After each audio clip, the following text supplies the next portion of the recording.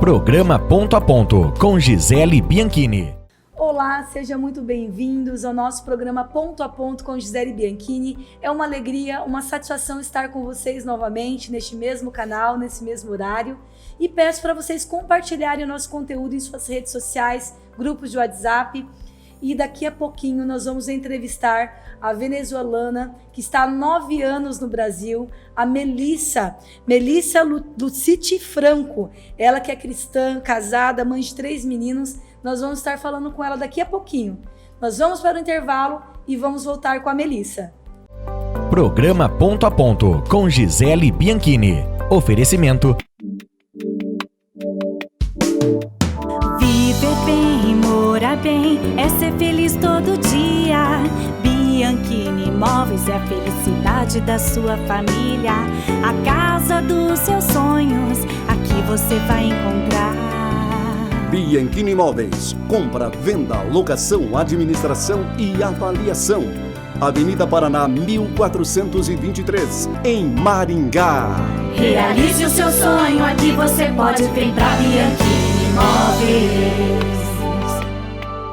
Patriotas Conservadores Maringá. Os Patriotas Conservadores de Maringá é formado por pessoas que defendem a família brasileira, os princípios cristãos, a moral e os bons costumes. Somos patriotas e conservadores. Queremos o melhor para o nosso país, pois o futuro dos nossos filhos depende das nossas escolhas. Junte-se a nós. Nos sigam no Instagram, @Patriotas Conservadores de Maringá.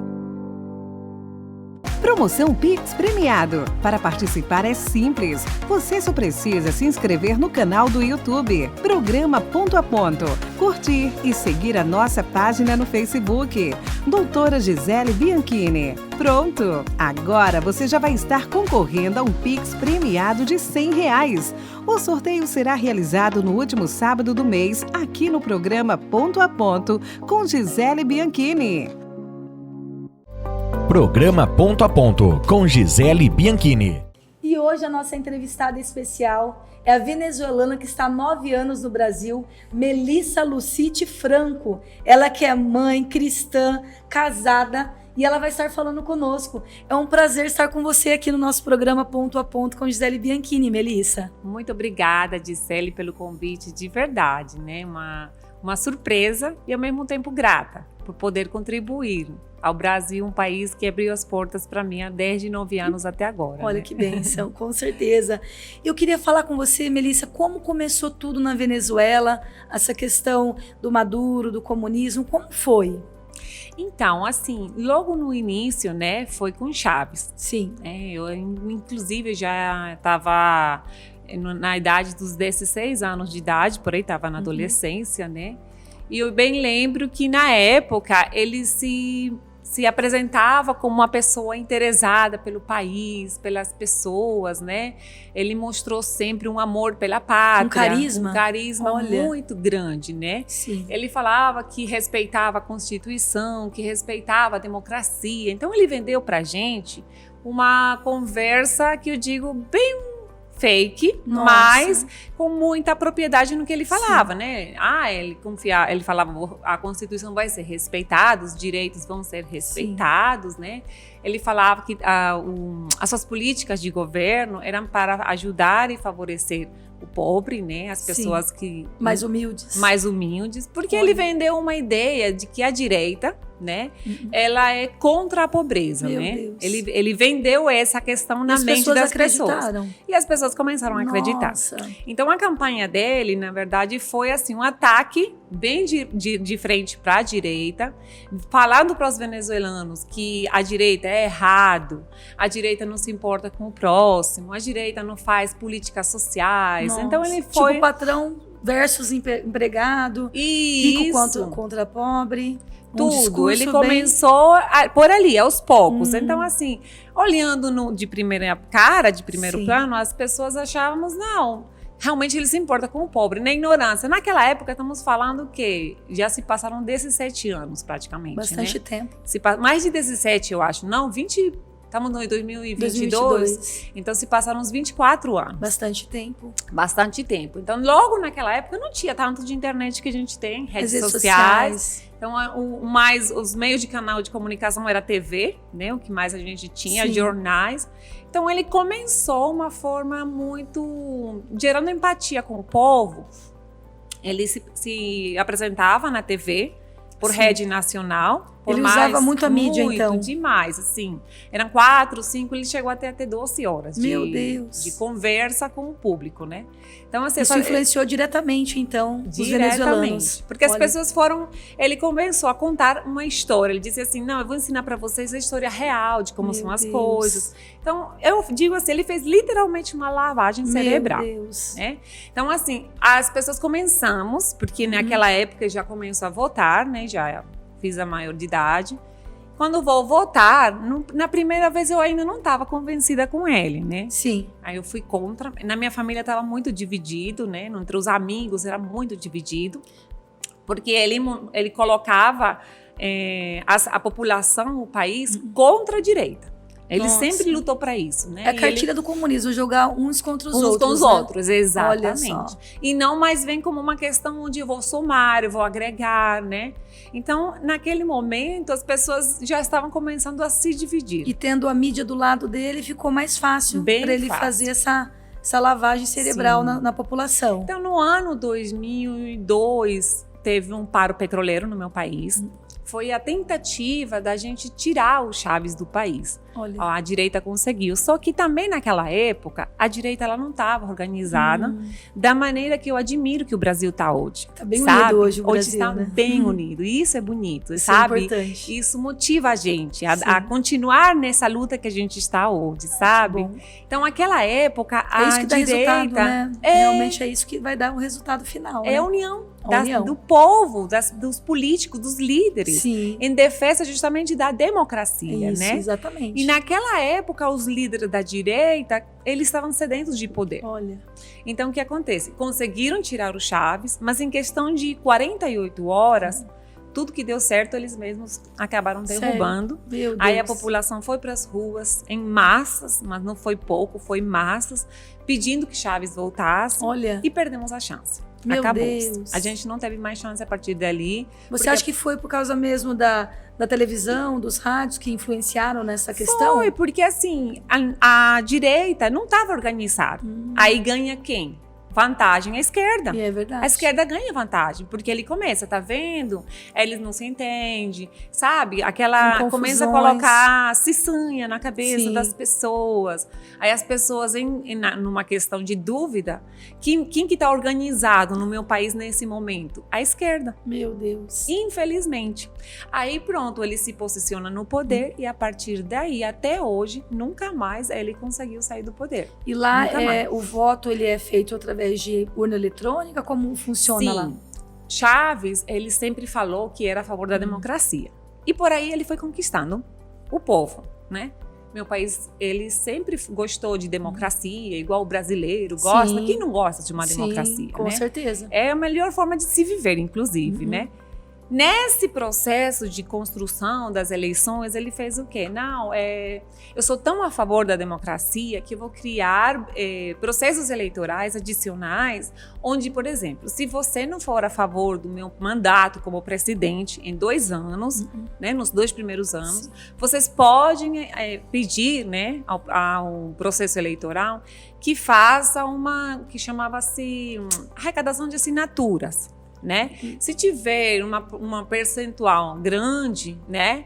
Aí então vocês estão no direito de exigir que eu renuncie à presidência. Ele que teve essa ideia. Ele teve essa ideia fantástica, né? E a gente, é bem democrático, né? É bem democrático. Aí realmente, né? Numa democracia, se um presidente em 2 anos não está indo bem, você justamente gostaria que retirasse. Sim. Beleza, ele aprovou isso, o povo apoiou, o povo feliz, estamos indo bem, estamos num caminho bem democrático. E o Congresso estava alinhado com ele. Tudo começou alinhado. Já a montar. Congresso, Assembleia, Tribunal Superior Eleitoral. Ele começou nesse tempo todo, porque assim, eles botam um pano de fundo, sabe? Sim. Eles vão falando bonito. Cria uma narrativa, no caso.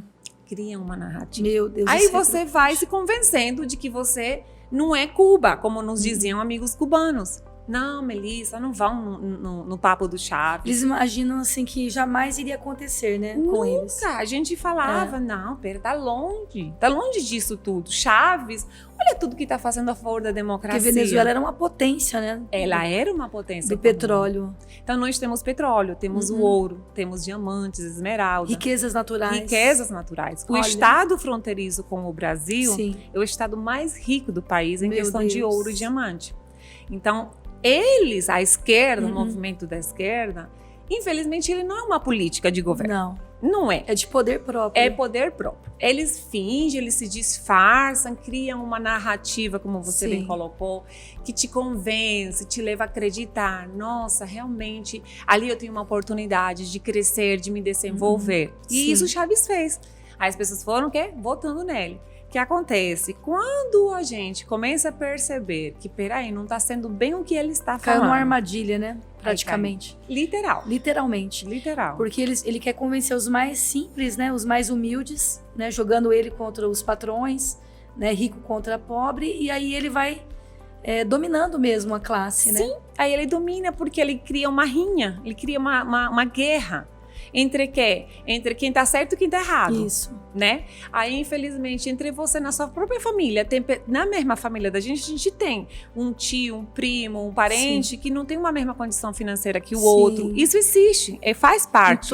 Em todas as famílias tem. Isso. Então, chega um momento que teu próprio parente já te vê como inimiga. Meu se Deus. você está progredindo, se você está se desenvolvendo. É né? a cartilha de Karl Marx mesmo, né, Melissa? Literal. E aí ele cria uma faculdade. Nossa. Chama-se, a faculdade era bolivariana, né? Com um sistema de educação prático. Eu gostei, eu me lembro que na época me inscrevi para cursar a carreira de Direito. Quando eu estou no primeiro ano da carreira de Direito, tinha uma aula que não lembro exatamente o nome da aula, mas era Ciências Políticas e Filosofia, em toda a parte que tem a ver com o estudo das leis. Sim.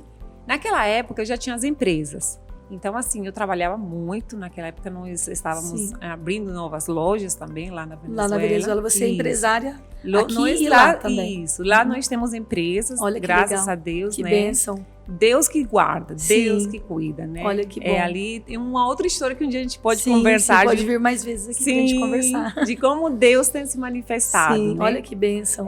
Porque assim, a gente, como cristãs que somos, a gente sabe que nós dependemos de um reino dos céus. O justo viverá pela fé. O justo viverá pela fé. Exatamente. Pela fé, né? Então, assim, nesse processo que eu estava, né, abrindo empresas, eu entro na faculdade de Direito, me dou de conta que não estou conseguindo Sistema conciliar. bolivariano. Sistema bolivariano. E nessa aula, o cara falava maravilhas do Marx.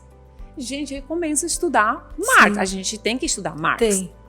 Pronto, quando eu me deparo com todo o cenário, eu digo, gente, eles querem nos formar em base a uma filosofia fake. Meu Deus. Porque o socialismo não tem prática nenhuma. Não deu certo em nenhum lugar do mundo. Não deu. Quem que é o cara? O cara é um simples escritor, morava com a mãe, não trabalhava, e ele criou aquilo como uma teoria possível, um sonho. Tipo assim, o sonho de um preguiçoso, literalmente. Que não queria trabalhar.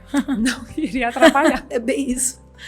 Porque realmente o comunismo não deu certo em nenhum lugar do mundo. Só na cadeia, né? Porque todo mundo lá come a mesma comida, veste a mesma roupa e vive nas custas do Estado. E eu vou te falar, e olha lá, porque na cadeia no meu país, você vê ainda, dependendo do nível da pessoa que está na cadeia, pode ter melhores benefícios que um outro. Olha só. Então, até quem hoje tem curso superior, né? Realmente.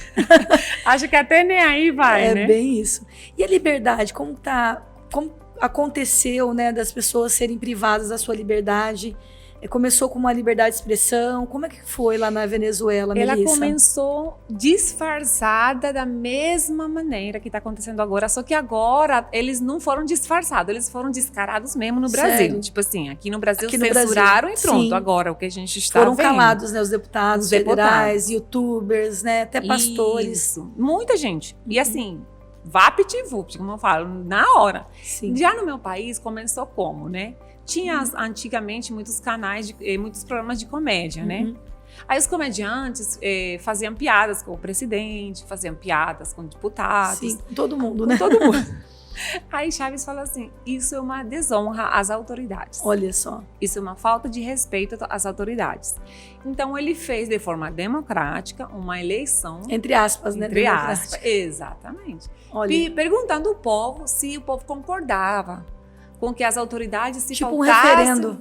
Um referendo. Um referendo. Meu literal. Deus. Aí a maioria votou. Não sabemos se isso é legítimo ou não, porque já meu país não tem mais transparência não existe mais lá, né? E ele aprova uma lei onde nenhum canal de televisão pode fazer piadas sobre as autoridades do país. Por ali começa. Aí depois começa, por quê? Não pode os canais de TV, nem rádio, porque naquela época o YouTube ainda estava começando, né? Era pouca coisa. Isso, era muita rádio, TV, jornais, mas, né? Mas assim, né? Ele falou assim, quem falar de uma forma especulativa, de forma agressiva, tipo assim, exagerar a mentira. Irônica também. De forma irônica, vai ser censurado. E ele prendia realmente montado. as pessoas? Sim, começaram a ser prendidos, começaram a ser perseguidos, jornalistas, chegaram a morrer jornalistas, Meu Deus. chegaram a ser atacados, sim. Não é uma história bonita, sabe? É muito triste. É um passado que quando a gente lembra, a gente sente um pouco de dor, né? Com Porque foram nos calando, né? Porque vocês, né, jamais passariam pela cabeça que iria acontecer, o que aconteceu na Cuba iria acontecer na Venezuela. Sim. Vocês não imaginavam. Não. E foi muito de repente, né? Foi, porque ele foi que nem, eu digo que nem a serpente, que nem com a Eva, né? Sim. A Eva sabia o que era certo. A Eva já sabia. Sim. Mas a serpente usou palavras tão legais para os ouvidos da Eva naquela época, que ela não pensou que ela estava cavando sua própria morte. Ela nunca imaginou. Então, a mesma coisa aconteceu com nós, os venezuelanos. Sim. Ele falou tão legal, diferente do Maduro. O Maduro, ele é tosco para falar, né? Ele não tem essa delicadeza que o Chaves já teve. Sim, o carisma do Chaves. Ele tinha um carisma, né, com a população. E depois, quando as pessoas acordaram, já não teve mais tempo de ir para manifestar nas ruas. Já Como não funcionou essa parte? Ou o pessoal ainda tentou se manifestar? Nós tentamos, a gente tentou, porque ele nos vendia a democracia, nós estávamos num estado de direito, né? Constitucionalmente, nós poderíamos, como poder soberano de uma nação, exigir que se respeitassem as leis, que a Constituição se cumprisse. Ele falava muito para nós, vocês, né? Tudo, ele motivava o poder do povo, ele sempre inspirava isso. Quando o povo... Típico de um ditador, realmente, né? Com mentiras, falácias, enganar a população. Enganado. Quando a gente acorda e diz, não, agora é o momento. Vamos exigir, sim, nossos direitos. Sim. Já chega, Chaves, já não dá para nos enganar mais. Fechou canais de TV, expropriou canais de TV. Ele expropriou. Ele começa com a questão da expropriação depois do golpe de Estado que fizeram na tentativa de derrubá-lo. Porque foi um golpe de Estado, naquele momento foi. Mas, tipo assim, era um ato de desespero perante algo que se sabia que ia acontecer, que algo maior, né? Exatamente. Sim. Aí, quando ele assume novamente o poder, ele fala, vou expropriar as empresas básicas do país, porque elas estão à mão, os donos são os Estados Unidos. Sim. Não era mentira, era verdade naquele momento essa situação. Só que a medida que ele tomou... A gente pensou que ia ser boa, porque ele só nos vendeu a parte da expropriação para a pátria. E começou com aquelas narrativas. O povo tem riqueza, o povo é rico, Venezuela é rico. O povo é para ter casa, é para ter carro, é para ter uma boa renda. E tudo isso está indo para lá ele chama o imperialismo. Nossa. Né? Está indo para o imperialismo. Sim. Aí os venezuelanos, não, tá certo. Acreditaram. Aprova a lei de expropriação e ele começa a expropriar as empresas básicas, mas consequentemente começa então a expropriar rádio, TV. Começa a expropriar shoppings em construção. E até as casas, né, tem que ser compartilhadas com outras famílias lá também, né? Ah, sim. A propriedade privada. Ele, por exemplo, quando eu inclusive me mudei para o Brasil, eu tinha um apartamento. Aí eu tive que vender o apartamento. Para mim não convinha deixar lá, porque eu posso alugar, tudo bem, mas existe uma cláusula. Onde, se eu alugo para uma família e o dia de amanhã essa família ela não tem condições de comprar uma vivenda, mas elas precisam de uma vivenda, eu não moro lá, eu apenas estou lucrando com esse aluguel, então ela tem direito daquela vivenda. É bem isso. Aí você Tipo assim, Tudo que você conquistou, eles dizem, não, ninguém tá tomando a tua propriedade. Imagina. É muita cara de pau, né, realmente, né, cara Melissa? De pau. Exatamente. E as pessoas daí vieram em massas, né, para outros países, para o Brasil. 600 mil venezuelanos, né? É muito, por gente. ano. É muita gente. É muita gente. Porque, assim, hoje em dia, você vai lá no meu país, assiste a TV, né? Porque tudo agora é dele. As TVs não podem falar nada. No meu país não tem assalto. Meu país não tem roubo. Porque ninguém fica sabendo de nada. Não, na TV não pode falar essas coisas. Não pode falar. Não, a TV só fala... Só o que eles querem, né? Sim, o progresso do governo. É o controle da mídia que, inclusive, o candidato, né, da esquerda aqui quer controlar as mídias sociais. Eles querem controlar. Porque é o que ele fala, né? Nós estamos fazendo isso para que vocês recebam a informação certa. Mentira, eles querem desinformar. Essa é a verdade. A população, é isso que eles querem realmente. E eles conseguiram no meu país isso. Então, assim, você busca uma TV para saber como é que tá as coisas lá, você não sabe, você não se informa, você fica desinformado. Então, lá ninguém morre. Ninguém, nada. A TV lá, eu digo para as pessoas assim, aqui é que nem o Instagram de um famoso, né? Tudo perfeito, tudo bonito, né? A gente sempre vai mostrar no Instagram só coisas bonitas, né? É isso que eles querem fazer. É isso que eles fizeram lá. Nossa, e a liberdade de ir e vir, Melissa? Sim. Como que ficou essa questão de empreender, a liberdade de você fazer o que você quer fazer realmente? Isso daí, com certeza, deve ter diminuído, né? Na verdade, muito, né? Sim, a nossa liberdade lá, ela é limitada. Vamos falar assim, me perguntam lá, vive 100% uma ditadura? Eu atrevo a me dizer que meu país vive uma mistura de um Estado ditador, né? Porque autoritário, eles são autoritários sim. Né? Eles falam, você pode ver visivelmente hoje, entrar nas redes sociais desses políticos, eles falam, quem se atrever a nos exigir, olha a maneira de falar, né? Sim. De querer nos exigir, eles vão encontrar em nós barreiras através das Forças Armadas. O Guaidó tentou, né? O Guaidó tentou, né? Mas ele não conseguiu, não conseguiu. Assim, eu depois também pouco acompanhei do Guaidó. Sim. Existiam rumores que ele se vendeu, acabou se vendendo. Infelizmente, a gente não viu mais ele também se ele transformou também o Exército em Guarda Nacional lá, né? Sim, teve uma tentativa. Teve uma tentativa de conseguir, né, vencer a democracia no meu país. Mas a esquerda, eles estão financiados por guerrilha, gente. É verdade que eles passaram uns tanques de guerra em cima da população? Passaram. Meu Deus. Nunca esqueço. Eu morava já em Manaus e eu digo assim, gente, como é uma impotência, sabe? Porque minha cunhada me liga um dia desesperada. Meu Deus. Cunhadas estão matando as pessoas descaradamente. Eles passam tanque de guerra em cima da gente nas manifestações. Ela teve que pular. Tem vídeos, inclusive, daqueles momentos acontecendo. Essa avenida desse vídeo, no meio, ele tem um rio bem famoso que passa, né? Rio Uairém. Sim. E muitas pessoas, a avenida é bem alta, tiveram que se jogar para o rio, né? Buscando, tipo, uma defesa, uma proteção, né? Para não serem mortos literalmente por um tanque de guerra. Então era pressão de mangueiras de água, aquelas bem fortes, bombas lacrimogênicas. Tudo, né? Sobre a população. Tudo, porque para eles, essa população é guerrilheira. Eles faziam, como eles dizem, né? Atos antidemocráticos. Atos, e literal. Meu Deus, eles falavam isso. Falavam, então o que acontece? Começavam as manifestações como a gente está fazendo aqui de forma pacífica. Lá eram mais passeatas, porque era muita gente. Muita gente. Era multidão. Não era concentração, como é aqui. Não, era passeatas de um ponto a outro. Olha. Então, nessas passeatas de um ponto a outro, eles eram interditados. Sim. Pelas Forças Armadas. Enquanto em outros pontos, eles mandavam pessoas da esquerda a criar desastres. Meu Deus. Queimavam ônibus, rompiam estruturas.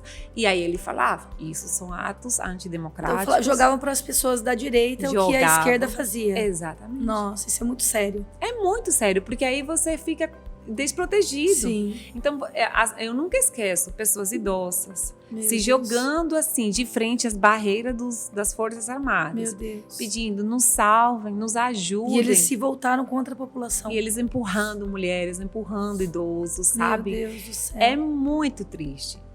Eu digo assim, quando eu comento essas coisas, não é para trazer um terror, sabe? Sim, um alerta. Sim, uma questão de que, gente, isso é real, isso acontece. Que eu quero que você deixe para os nossos telespectadores que estão nos assistindo em casa a sua experiência que você teve na Venezuela e o que você pode deixar para nós, né, uma mensagem para as pessoas, os brasileiros que estão nos assistindo, porque é muito sério, né, Melissa? É muito sério, gente. As pessoas falam, como me falaram várias vezes, desde que eu estou me posicionando mais firmemente na minha rede social, falaram, Melissa, você fala isso porque você é empresária, você não é pobre, não sabe como o pobre sofre. Eu digo a vocês, de verdade, de todo o coração, no meu país, somos as pessoas que estamos nos ajudando. Não tem governo para acolher hoje, um atualmente, pobre atualmente, e as pessoas. Para você ter noção, um salário mínimo lá, hoje, né, o Maduro atualizou ele para $30. O salário mínimo. O salário mínimo lá. Meu Deus. Só que meu país tem inflação em dólar. Né? Meu país a moeda dela já mudou tantas vezes, eu já perdi a conta de tantas vezes que Maduro, em tentativas de ajustes econômicos para melhorar a economia, mudou tanto, que agora o dólar é o dinheiro praticamente oficial lá. Então, assim, você vai no caixa... Os investidores foram embora do país, né? Muitos foram embora. Tiveram que ir embora, porque como você desenvolve um negócio, uma empresa, quando você corre risco de expropriação. Então, empresas construtoras, os condomínios foram expropriados. Meu Deus. Shoppings foram expropriados. Então, hoje em dia, o pobre são os empresários que decidiram, entre eles, pagar acima do que o governo estabeleceu de salário mínimo. Então, um empresário ou uma pessoa lá, um salário mínimo, é uma estimativa de $70, $80 que um empresário paga. Enquanto no governo, você ganha $30. Sim. Mesmo assim, é um dinheiro que não é o suficiente lá. Sim. Então, nossa, é muito triste, né, Melissa, o que aconteceu. Mas, infelizmente, nós chegamos no nosso tempo esgotado agora. Mas eu quero te presentear com a nossa camiseta dos Patriotas Conservadores de Maringá. Obrigada. E vamos combinar mais vezes para você vir no nosso programa. Sim. Porque eu tenho certeza que você tem bastante experiência para passar para nós. Sim. E se Deus quiser, o nosso povo brasileiro não vai passar pelo mesmo sofrimento. Se Deus quiser, Deus está no controle, né, Amém. Melissa? Deus está assim. Uma esperança que eu dou a vocês, né? E para nós também, como família que estamos aqui no Brasil. Meu esposo é brasileiro e tenho filhos brasileiros. Isso. Nós estamos fazendo o que é certo. Nós estamos embaixo de um governo democrático. Isso. Nós estamos embaixo de um presidente que pratica-se a Constituição, a respeita. Isso. Mesmo que a gente veja que as coisas não estão indo como a gente deseja, como a gente espera, a palavra de Deus é cheia de promessas. Com certeza. Né? E o justo pela fé viverá. Eu creio então a nisso. gente precisa continuar agindo da forma correta que está sendo feito tudo agora. Sim. E orar, mas orar crendo, sabe? Isso. Não duvidando, senão crendo, de verdade, com expectativas boas. Sim. Muito obrigada, Melissa. Deus abençoe sua vida, sua família, tá? Deus abençoe. E eu quero deixar uma reflexão para a sua vida. Está escrito lá em 2 Crônicas 7,14. Se o meu povo, que se chama pelo meu nome, se humilhar, orar, buscar a minha face e se arrepender dos seus maus caminhos, eu ouvirei dos céus, perdoarei os seus pecados e sararei a sua terra. Que Deus abençoe sua vida, a sua família e principalmente a nação brasileira. Brasil acima de tudo e Deus acima de todos. Programa Ponto a Ponto com Gisele Bianchini.